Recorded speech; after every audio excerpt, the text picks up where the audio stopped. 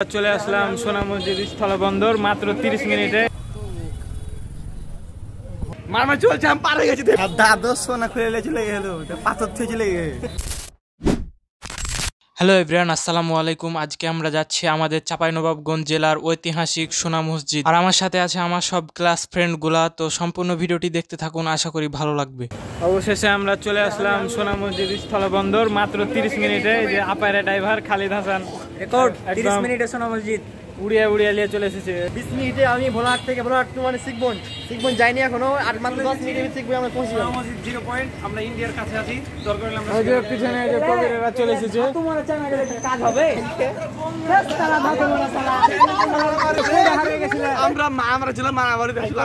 আমরা ব্যাক দিছি, মারমা চলছে, আমি পার হয়ে গেছি। পার চলছে, রকি গেছে, ব্যাক ঘুরে গেল।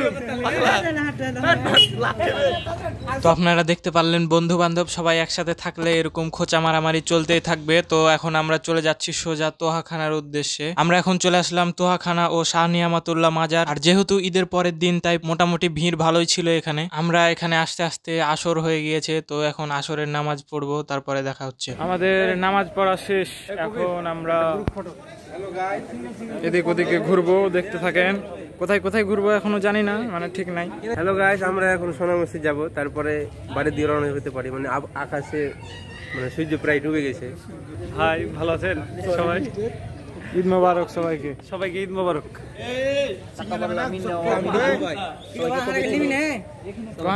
সবাইকে পবিত্র ঈদ উল আজহার শুভেচ্ছা এবং ঈদ মোবারক।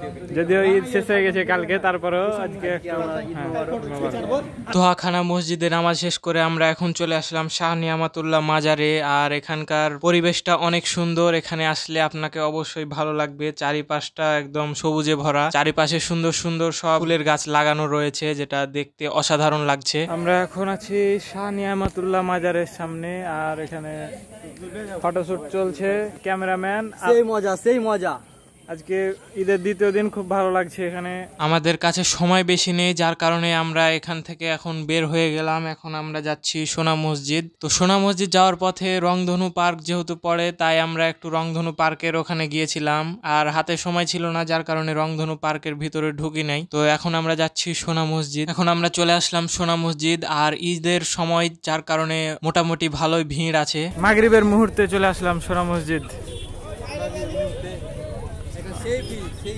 আমরা গিয়েছিলাম মাগরিবের মুহূর্তে, তারপরে প্রচুর পরিমাণে মানুষজন ছিল। তো এখন আমরা এখানে কিছু গ্রুপ ফটো তুলবো, তারপরে সোজা বাসার দিকে রওনা দিব। তো দেখতে থাকুন। মজা পাওয়া গেল না। যে আসা নিয়ে এলাম সোনা মসজিদে, এসে দেখছি যে পাথরের মসজিদ, কোনো সোনাই নাই। নাইস নাইস, একবারে ফেল। সোনা খুলে দিলে আর না না দাদা সোনা খুলে চলে গেল, পাথর থেকে চলে গেল।